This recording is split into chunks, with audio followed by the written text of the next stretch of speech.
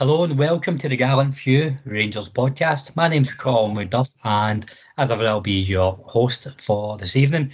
Tonight I'm delighted to be joined by Graeme Curry. Graeme, how have you been? Aye, good Colin, good. Same as always with this international break, just dying for the football to start back proper. But aye, all well. Good.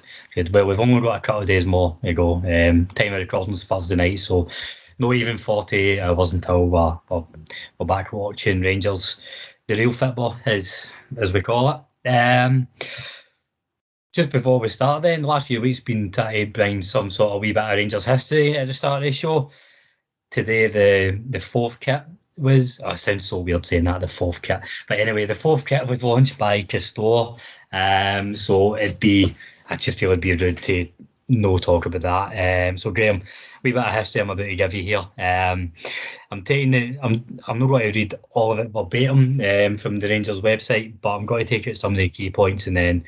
So Rangers announced today Rangers are proud to unveil the Gallant Pioneers Kit, which celebrates the club's 150th anniversary and pays tribute to the four young lads who had a dream in 1872. The stitched crest on the shirt features our first scroll crest, which was notably featured on our season ticket covers in 1881, when the team were still playing at Kinnan Park and gathering nicknames such as the Moonlighters, due to their commitment to training after dark. The scroll crest, which is now instantly recognisable around the world, is believed by some to be painted by Tom Valens, another man of great importance to the formation of Rangers in the early years. As an extra special touch, the words Gallant Pioneers have been embossed into the fabric to immortalise the great Bill Struth quote. No matter the days of anxiety that come our way, we shall emerge stronger because of the trials to be overcome. That has been the philosophy of the Rangers since the days of the Gallant Pioneers. So a nice wee throwback to Bill Struth as well. So Graeme, while the club have never actually played a match in this kit, it is an iconic photo. Everybody standing that white jersey with the blue star. A lot of questions have been asked around the kit itself over the since the first time people started seeing this photo. After speaking to Kenny, Craig and the other Graeme Campbell from the pod, they pointed out that it's actually the founder's tale that go into quite a bit of detail around this. And the kit's actually believed to be from Clyde Amateur Rowing Club, which Tom Valens was a member of. And the 6-pointed star is actually that rowing club's logo. And I've found a wee bit of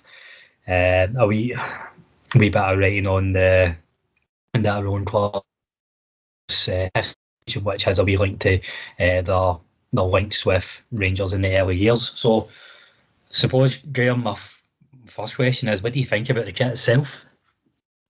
I really like it. Aye, it's clean. It's I like the collar being off centre.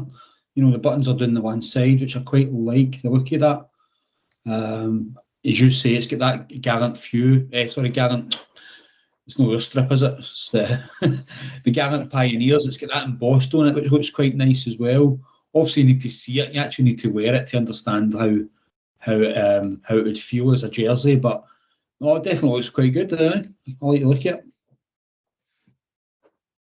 I'm a big fan myself, and I'm really glad that they have brought a kit to really throw back to the early years. And I get the argument some people are saying, "Oh, it should have been the first kit we ever wore," or stuff like that. But I think, even though we've never worn this in a match, I think it is really iconic to the formation. I really like it, and the throwback to the photo, and even the kind of marketing they've done around it, the throwback to that iconic photo as well. It's really good. It's like a team photo, and you've got Patterson in the lineup, and you've got Tav in the lineup, and Davis in the lineup. But just as you say, it's a wee clever bit of marketing that they've done there. It's quite a nice photo. McGregor, I've not seen McGregor's, I don't know if they're doing a goalie kit. I've seen him wearing it in the picture, but I've not actually seen that up close anywhere. But if that's available as well, that looks quite good. Aye, it does. I really hope it. I've not seen it anywhere myself, but I hope that would be the goalie kit to go along with it because it looks lovely, and I think it just all blends together really nice as a team kit. So just a couple of things on that there. Tom Valens, when I was speaking to the founders sale a few weeks ago, they were saying this was such a massive character in the early years. Also, you've been in the Viceroy quite a few times yourself. He's just every time you look at the early Rangers history, he just pops up everywhere, doesn't he? Whether it's believed to have painted that first badge or going and getting this kit. Aye, absolutely. He's a big part of the history, and we've obviously got a wee bit of a tie to him, having been going to the pub for a while. So we've always known about him, I think, even before you done the Founders podcast, the Founders Trail podcast. We've always had that association with him ourselves, just that wee sort of personal touch. But and a few, well, as you've already said, a few of the boys have actually done the trail, so they knew about it as well. But yeah, I think Rangers have done the right thing here and remembering it. 150 years is the strip itself is a good commemoration. So aye, all positive. Good. We were speaking off air before we started recording, obviously, and that's what off air means. But you are saying you've got a wee lesson your own this week with a bit of Rangers history. It's just good. It's a family event, and my uncle was telling us, this was after a few beers. I said, "You need to get me on this podcast. You need to get me on." I said, "Aye, that's fine. I'll definitely get you on. I've got 1,000 stories to tell you." I went, "Aye, that would be great. That's great." But anyway, I'm sure that was after a couple of pints. So if I was to ask him now, I don't think he'd come on. I think he'd get a bit shy. But it was just, I love these sort of events because speaking to my uncle Walter, and he's just telling us about Willie Johnston and all the things that he done. Willie Johnston was his hero and tricky left winger, but he was just so skillful. Used to rip the Mickey right out the right backs of Celtic, and he was telling us about one cup final where he actually tore to shreds Craig. I forget the boy's first name now. The boy Craig at right back anyway. Jim Craig, I think it's Jim Craig, Celtic right back. Tore him a new one anyway, and he was just telling me all the stories about him. And then again, he was telling us about when he went over to Vancouver Whitecaps. He went there as part of his career, and he was up taking a corner, and there's a guy in the stand having a beer. So just before he takes the corner, he leans there, has a swig of a beer, crosses a ball in, and somebody puts it in the onion bag. That's what he called it anyway. He puts it in the onion bag. I think he'd done the same thing at West Brom as well. So he had done the same sort of thing at he went to West Brom after Rangers, and again had done that. And then he was telling me another story about what he'd done when he went to Hearts. He was playing against Celtic, and what he'd done wasn't. I can't find any video of this, but what my uncle was telling us is he was taking a throw in, and there was a guy standing right in front of him. It was Davy Provan. So he's playing for Hearts against Celtic. Davy Provan's in front of him, trying to block his throw in basically. And he runs up as if to be a big long throw and just follies through and sticks a nut in him. Davy Provan hits the deck, and the linesman's seen it and tell him to get sent off. So, but honestly, Colin, I love hearing these sort of stories. I could listen to him all day telling me stories about old Rangers players and the games that he'd been to.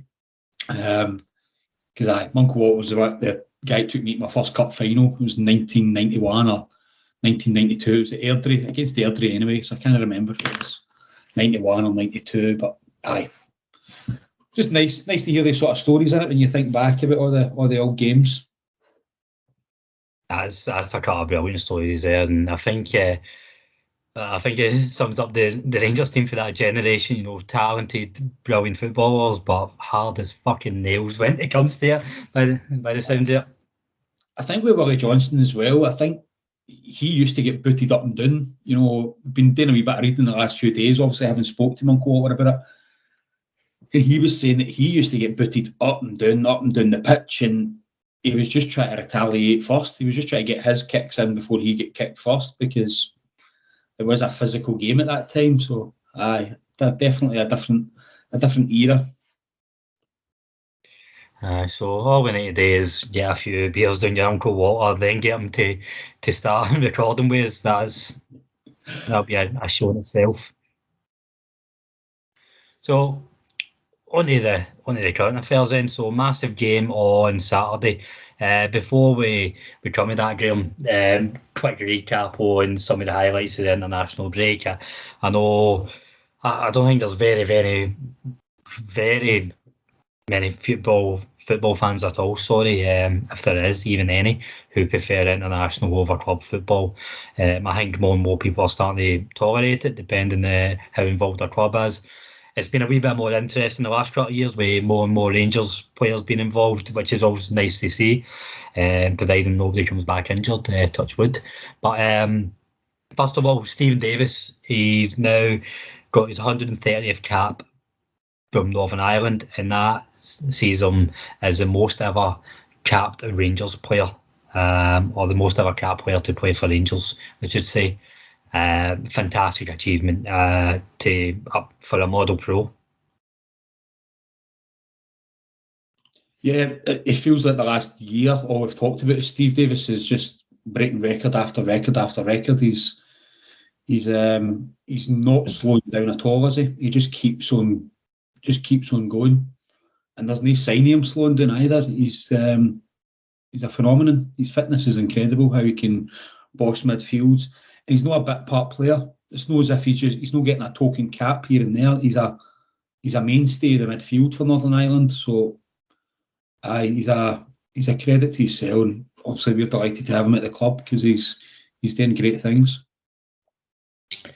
That's the thing with Stephen Davis. I feel like since he came back, I've said every transfer window, if you like, maybe every 6 months, I've had the feeling that we are going to start really having to manage his game time like severely. And it was always concerning how often he was playing for Northern Ireland, but it's just defiant really in old age, and he's not letting that slow him down. And he's proven, I'm sure I wouldn't have been the only person with those doubts, but he's proven everybody wrong. And I think if he was fit, I think barring disaster, he's in the Rangers team 9 times out of 10. Really, and it's on merit, not on emotion. He's the first pick in that midfield, isn't he? Doesn't matter what game you're thinking about. You think I'd rather have Stephen Davis in it. I think when we go to name what we usually choose a team, what we think it's going to be, and in that midfield 3, the first one you mention is Davis. That's who you always want in there because you know he's going to boss the midfield and dictate the play. He's got that sort of quarterback, probably a horrible term to use, but he's that quarterback mentality where he just bosses it and controls the pace of the game, which is quite important. It's sometimes overlooked, being able to slow a game down and then burst it into pace. He dictates that whole pace of a game, which it's really good to see for Davis. What is amazing, that which we've not seen too much so far this season because Rangers haven't quite been on it. But when the game does go a bit frantic and it suits Rangers to have the game slowed down, he's amazing at that. I remember you talking about Barry Ferguson when he came back to Rangers the second time. He was amazing at that when it was a kick and rush kind of game and emotions were getting high and maybe just going a bit too quick. He was able to just slow the game right down and play at his pace, and that's exactly what Stephen Davis can do. But on the other side, he can really get the ball going quickly up the park as well. He's just absolute dictator of the midfield. I can't speak highly enough of him, and another great record that he's broken and fully deserved. And I think he's now going to probably go and it's going to be a hard record to catch. That's what I was trying to say there. He's going to get more caps. It's not like he's done that and he's going to stop. He's going to continue now for another season or two at international level as well. So he's going to rack up another 10, 15 caps anyway. So it'll be a hard man to catch. Who was on 129? Who did he beat? Is this the most capped Rangers player? Aye, so it's not the most capped player while playing for Rangers. It's just the most capped capped player who has played for Rangers at some point. Right. Has to be? Oh, neither is no. Let's make a guess then. Let's make a guess. Montenegro. Oh, I was going to go DeMarcus Beasley. It's going to be one of the Americans in it because they play every week. Aye. Let's see if any of the listeners get it. Listeners, give your predictions and those predictions, give your guesses, or if you know it's a matter of fact, give me your answer in the comments, wherever. And if Graeme and I have made an arse of it, we'll happily hold our hands up. So I'm going Beasley, Graeme Balkenegger, going for the American, probably fucking Russell Latapy or something. Who knows? Right, so a couple of goal scorers over the last few days. Kemar Roof getting his first goal for Jamaica. Again, another one I was concerned about really when he was starting to link up with Jamaica for different reasons other than age. I just feel Kemar Roof travelling back and forth and playing potentially 3 games in a week and stuff. I just think about him being made of jelly over the last 4 or 5 years at times. Quite concerning, but good to see he's playing at that level, starting to settle in well with the squad and getting a goal. He's not that he's ever lack of confidence, but I feel when he does hit form, it just hits level after level after level. So I think this can only be a good thing. Aye, and he was a good finish. He's just managed to nick in front of it was a ball for the left, managed to nick in front of the marker, and he sort of just let it bounce off him. He sort of chisted it in, or he let it bounce off his shoulder. He just deflected it in, but it was deliberate. It wasn't like it didn't deflect off him, but he sort of controlled it in. So it's quite a good finish. And if he's now doing that at international level, he's done it at European level, that can only build confidence for him. So hopefully he just continues to build on that. Like all our players that are away doing international duty, if they can rack up good performances, it's only going to help us in the long term. Totally, and I've not actually seen this goal myself, but another one who's got himself in the score sheet, Fashion Sakala. Before I ask you about this goal, have you heard the Sakala song that some of the fans were singing? No, sing me it.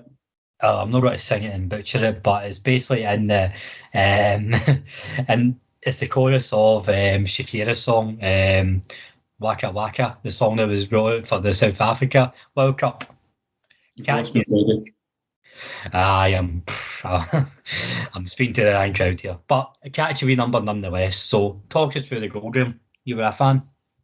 Aye, good finish. You've managed to beat 3 players, but amazing dribble. He took it out sort of on the left channel. He was sort of playing on the shoulder of the last man on the right back, picks it up, and he beats a guy who's made a silly sliding tackle. Then he's dummied a boy who made a slide tackle. He jumped and he's brought it back inside, and then he's used his right foot to put it into the bottom left-hand corner. So an accomplished finish. I mean, he's up against Equatorial Guinea, so I don't know the standard of the defence there, but on the evidence of the goal, he's took it very well. Plenty of pace, plenty of skill, and a good finish.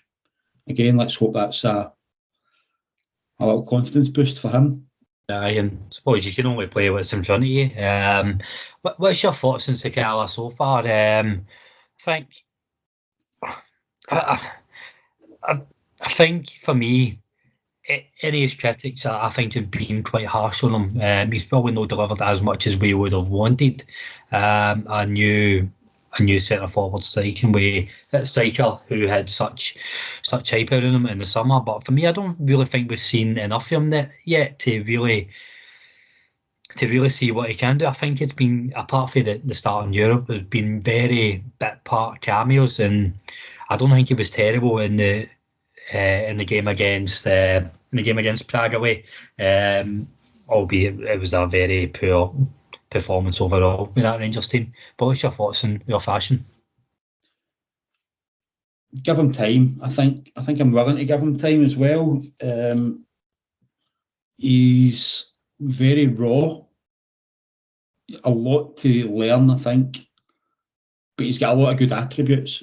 So he's good at dribbling. He's got good pace. I think he just needs to get a wee bit tougher, and that doesn't just mean in tackles. I mean a wee bit striking the ball a little bit harder as well. I think he just needs to build up a wee bit and get a wee bit of strength about him.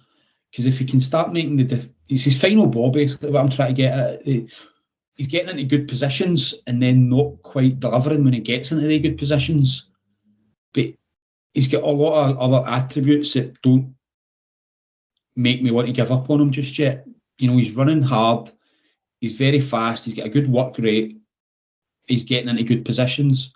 So as I say, if we can just get that final thing from him, that final ball, which obviously is the most important part being a striker, if we can just get that from him, then I think there's a player in there, and I'd be willing to give him a bit of time. And he might be a victim, and you've already mentioned that we've not been great this season, albeit we're top of the league and we're ahead at the top of the league, but we're not playing great football. So he might be a wee bit of a victim of that we as a team aren't playing well, so he's not getting the same opportunities that he might have got last season if he had been with us. Yeah, I think it's twofold for me. Like two sides of the coin. Where I think the longer he's here, the more he gets settled in. I think there is enough raw attributes where we can see that the more time he gets, he is going to settle in to be. He could be a very important player for Rangers this season or next or for years to come, hopefully.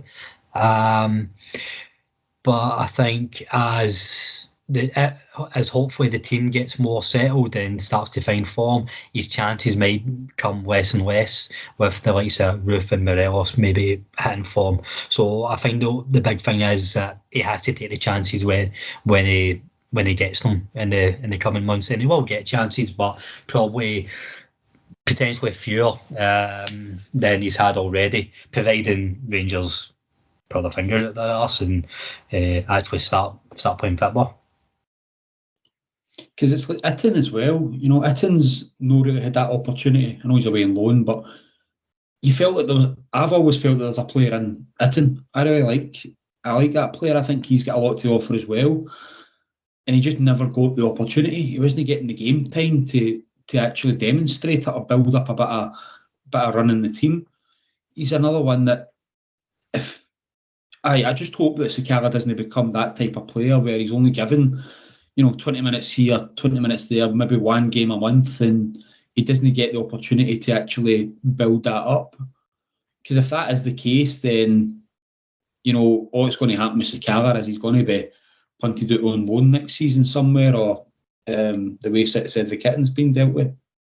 I agree, and I think you and I were both big fans of it, and even though it was only a bit part, I always felt he did give himself a good showing. I think his biggest problem was he wasn't Morelos, but there's very few players who are capable of doing things that Alfredo Morelos are doing.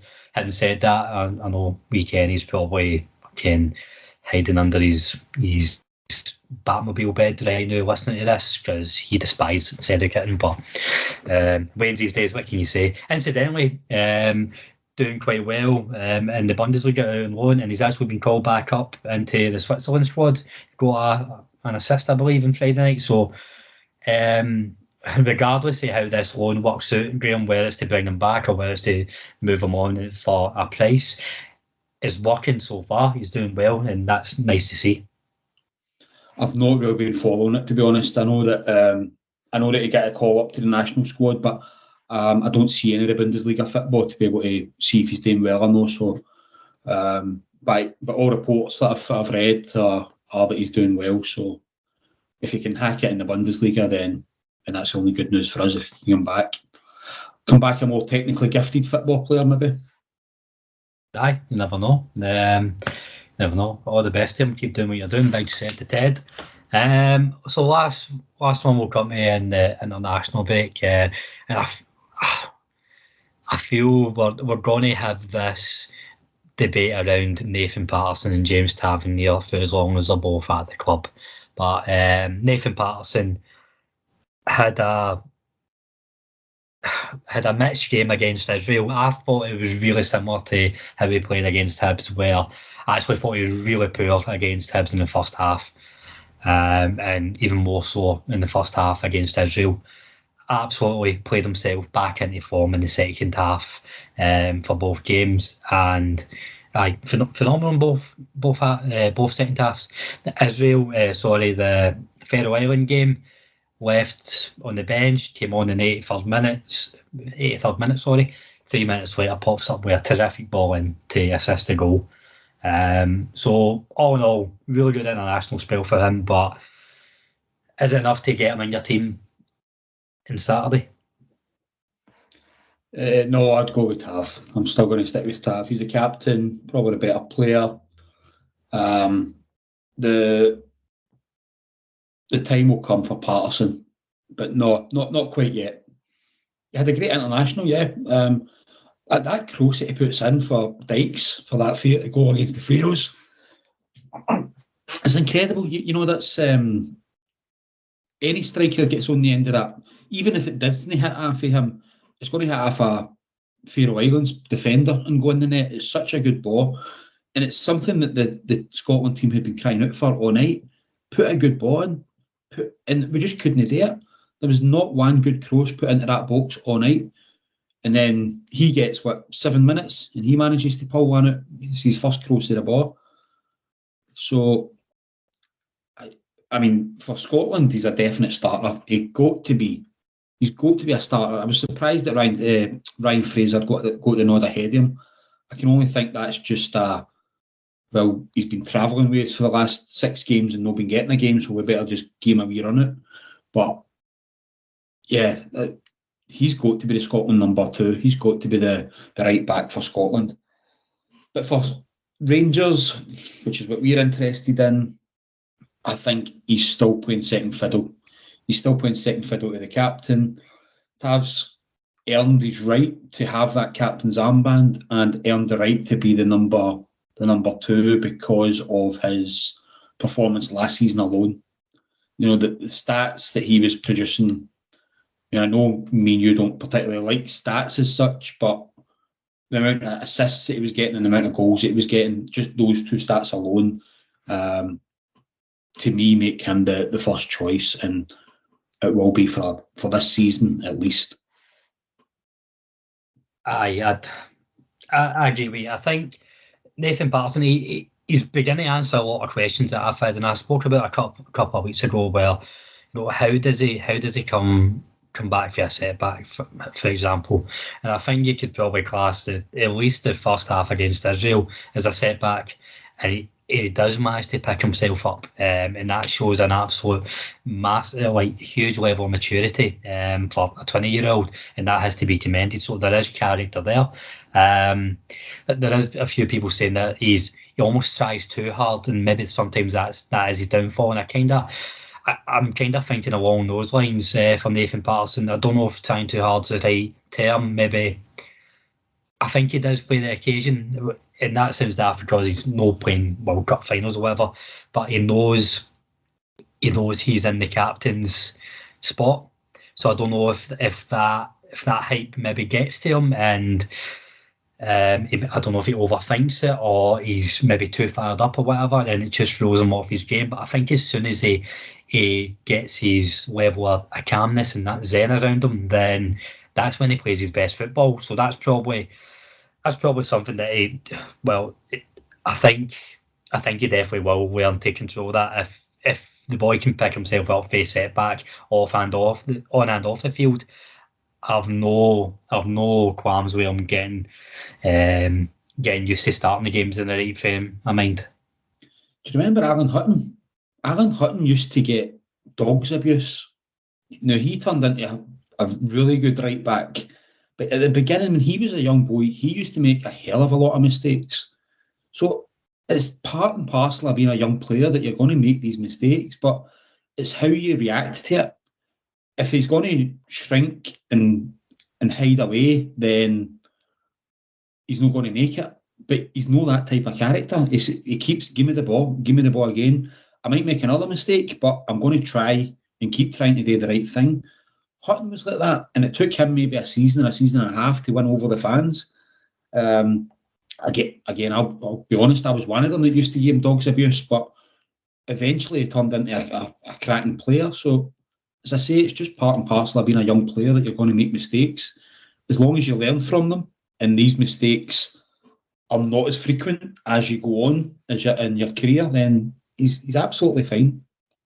Aye, we say time and time again, whether it's about a young player coming through or a signing, that the Rangers jersey is heavier than others, and it is character that sets the talented players apart.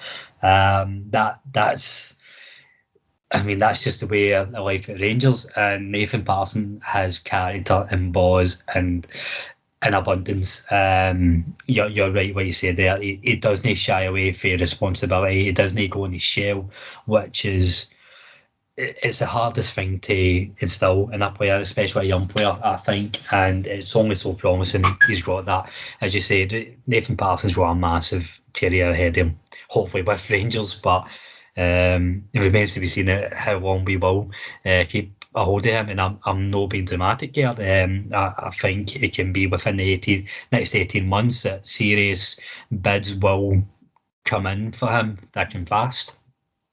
I hope not. Right, me too, but it's I hope to fuck him wrong, but it's a sign of the times. Yeah, we're not really interested in the balance sheet. We just want to see the best players possible at Ibrox, and he's certainly going to be one of them. But not just quite yet. No for the Hearts game this Saturday. Certainly not. No, but keep it up, Nathan. So looking ahead to Saturday, before we go into the rest of the lineup, the second top of the table clash in a row for Rangers.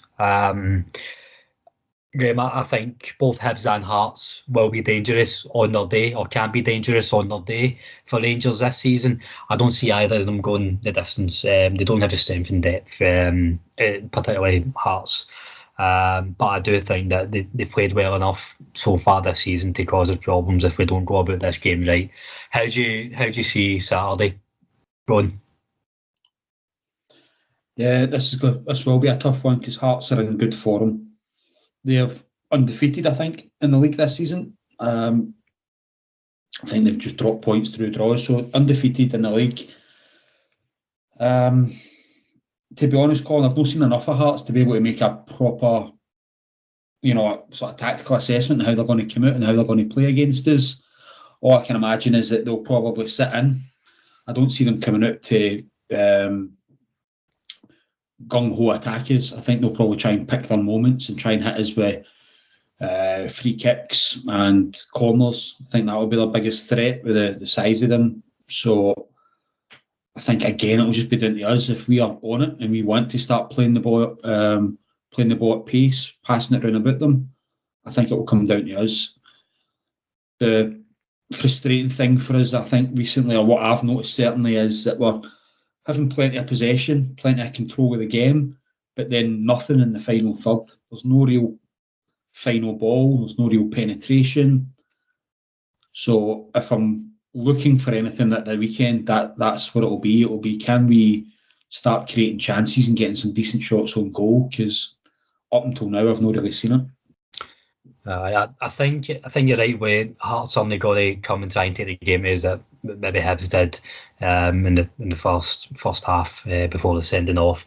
I think they will try and soak up the pressure and hit on the break, but I think the difference with Hearts is they've got players who could hit us on the break. Barry, Mackay and Ben Woodburn on either side. I think the guy Ben Woodburn, he's had a really good season so far. I think I don't know if he's on loan for one of the English teams. I'm sure he's on loan for somewhere. I thought it was Liverpool, was it not? It's Liverpool. Is that why I recognise his name? And Boyce is always a handful. Who I really like is, I'm going to butcher his name here, but the boy in the middle of the park, Bannon Gimme, the number 8, he's a fucking powerhouse in the middle of the park. So I just think if our midfield's been as passive as what they have been at times this season, then that's probably where we'll maybe start to lose a wee bit of foothold in the game. But again, this is me kind of thinking worst case scenario for Rangers if they turn up like how they played against Dundee United, for example, then we're going to make problems for ourselves. Yeah, I'm trying to remember why, but that boy sticks out to me as well. And I can't remember actually watching a Hearts game, but that he does stand out as being a great player. Yeah, the Edinburgh Derby was really good. Was it maybe that game that I watched? Aye.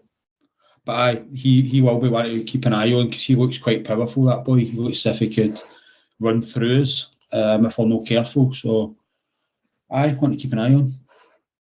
So, but enough about Hearts, man. This is a Rangers podcast, I suppose. Who are you starting up? We'll talk through the back five then. We've already both said that James Tavernier will be a right back for us. For me, I think it's pretty straightforward, barring disaster or injury. It's McGregor in goals, Barisic left back, Balogun in goals and centre halves. Is there any issues with that for you? No, that's why I'd be going with two. I don't think we need to mess about at the back. We keep that as a back five.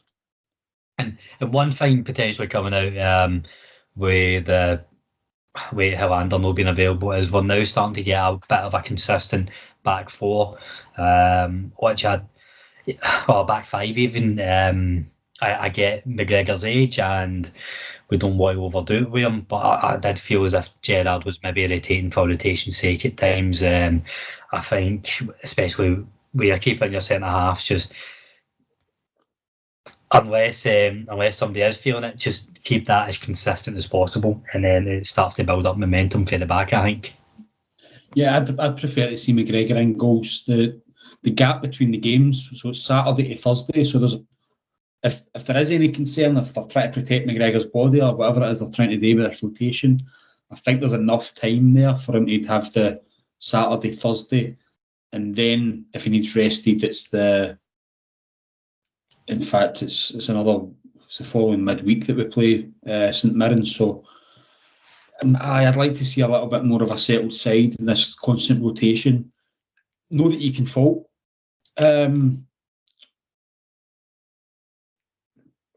his name's McLaughlin. That's terrible, isn't it? How my brain's working like that. Name's just going out my head there.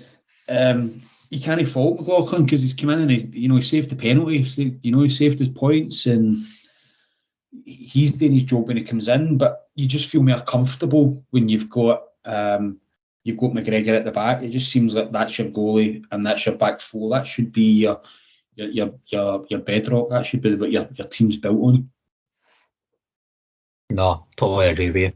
I think the further up the park, it starts to get more complicated as we go up.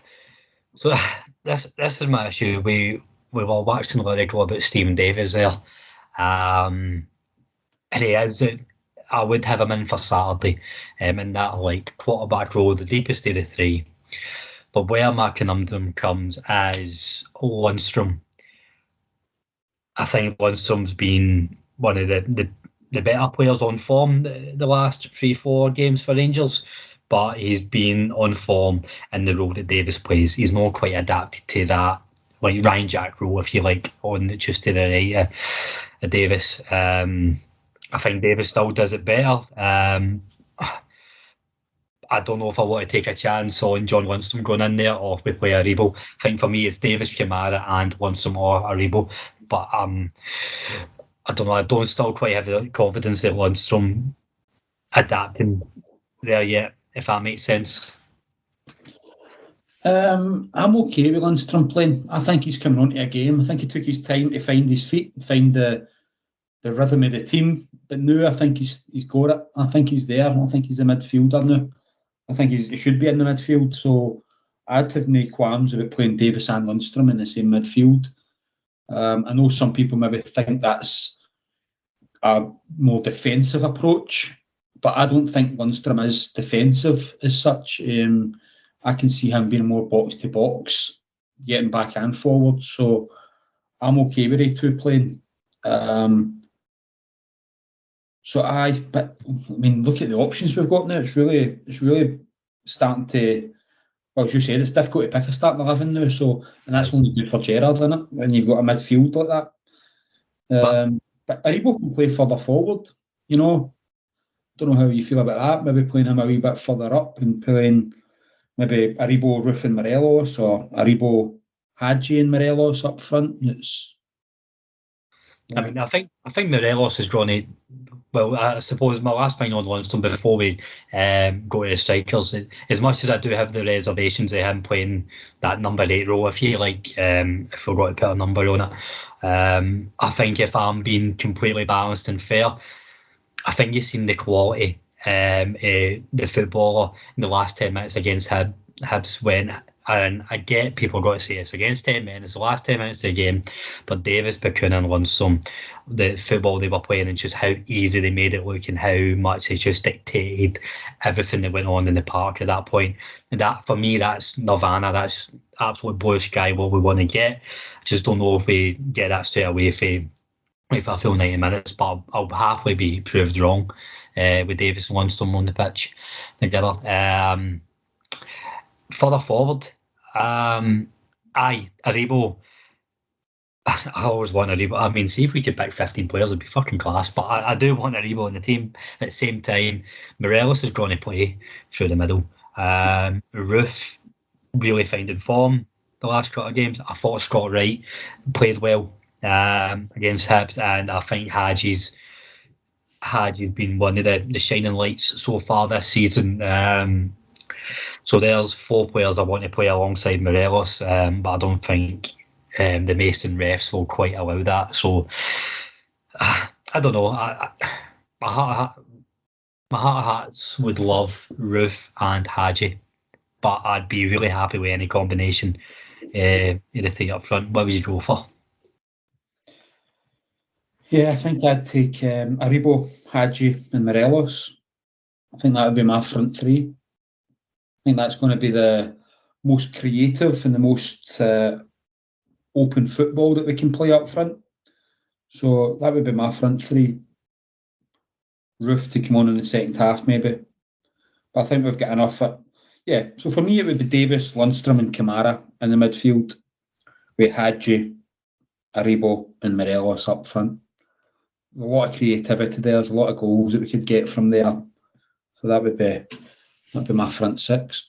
Nah, I think you will need probably not to put Scott Wright down too much, but probably the more flair players in this game, because there will be backs against the wall for Hearts, and you will need that one killer ball or that one moment of magic to try and bring them down early on, where I think Scott Wright is more direct and probably know what we need for this game. So as much as he did play well against us, I thought it was probably not the game to start him, I don't think, but it's no criticism of him.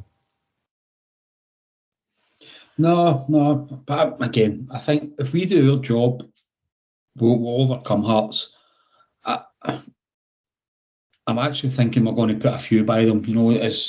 I think we could actually come out and make a statement, and because we've not done it yet, we've not put a barrel load of goals through past anybody. Maybe Saturday's going to be the time that we actually come out and we just batter a team. Now, I know they're top of the league, they're second in the league, and they're nearest challengers to us, but there's nothing to say that we can't just go and get him down. And I think it is going to be a case of once Rangers give somebody a doing, it will be the spark who gets us going. And I'm feeling the same, but I don't know if that's my head or heart saying that. I don't know if I genuinely think that Rangers are going to come out the traps on Saturday, or if I'm going along the lines of we're due to give somebody a doing, so it's probably going to be. That's where I am. I think I'm just saying we're due to do somebody. So could it be this weekend? Yeah. And we'll probably still be saying that in March. But we're due to give somebody a doing. We're due to do it. I don't know if you've noticed, I've tried to be a bit more reserved in my optimism since the night before Sparta Prague, where me and Graham Campbell were like sitting in a fucking ivory tower. Oh, a draw would be a terrible result.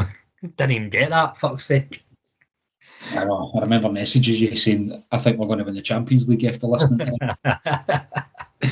Yeah, well, if a Rangers podcast isn't to get everybody fired up, then I don't know what it is for. So as always, we'll press you for a prediction, Graham. I'm going to stick with that then. I'm going to go with the 5-0. 5-0 to Rangers on Saturday. And that'll be a Morelos hat-trick with a Balogun header and a Lundstrom strike from the 20-yard line. There you go. There's my prediction. Oh, I need to start. I'm going to start typing up a wee spreadsheet of these, like the predictions and then the actuals. More the goal scorer predictions. I love the detail you got in it. I'm going to go 3-0 Rangers. It's funny you said 5-0. I always stick £2 and 5-0, and then a few quid on either centre half to score any time. I've lost a bit of money this year, but last season it came up trumps. Strolson and Hollander were fantastic for the anytime scorers. But no, I'm going to go 3-0 Rangers. Golson will open the scoring, rising above the Hearts defence in a corner. Morelos and Roof to score the other two in the second half. Very good. Noted. Well, on that note, before I get too ahead of myself, it only takes me predicting 3-0 to Rangers to then, the following game will be 4-0, 5-0, then again, got us winning the Super Bowl. We'll wrap it up there, Graeme. All that's left to do is really thank everybody for listening, as always. Really appreciate everybody's comments the last few weeks, feedback, good, bad, and different.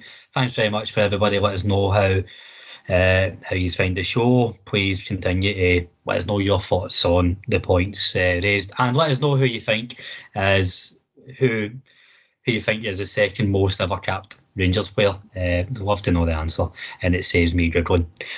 Graeme, it's always a pleasure, never a chore, my friend. Cheers, Colin. Thanks, listeners. You other people.